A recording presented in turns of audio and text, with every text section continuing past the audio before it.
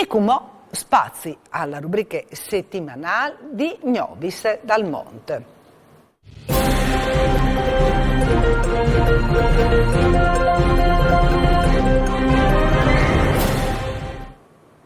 E al continuo è sempre più il rinforzamento dei rapporti dagli emigranti con la patria e dal Friuli, massime che dalle nuove generazioni a testimonialu sono i 3 progetti internazionali dall'ente Friuli Tal Monte che hanno avuto 25 ospiti di tutto il mondo, 12 di loro hanno partecipato per 3 settimane all'edizione numero 14 dal progetto di studi Valors identitari e imprenditorialità in collaborazione con l'Università di Udine, con FAPI e con Cooperativis.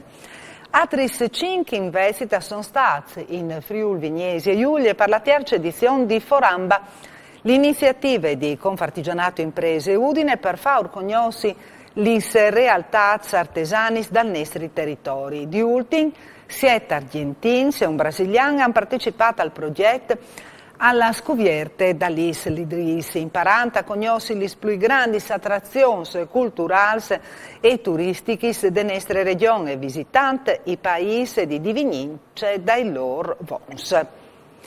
E come si spostiamo a Adelaide, dove vanno in denante le attività di rilancio dal focolare fondata in tal 1950 e anche in questo caso sono protagonisti i giovani che hanno organizzato un ciclo di incontri dedicato alla storia dai fondatori furlans e dai pionieri che hanno contribuito all'increscita e allo sviluppo della stessa città di Adelaide.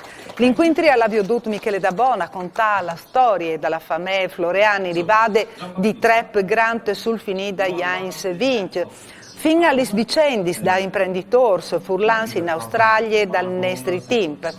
I partecipanti all'incontri, alla fine della conferenza, hanno avuto una cerce dalle enogastronomie dalla nostra regione. E anche per Osgnot, alle tutte Novis, al torne domani, sempre a Nuf Manculvinci. Buone serate a tutti e mandi.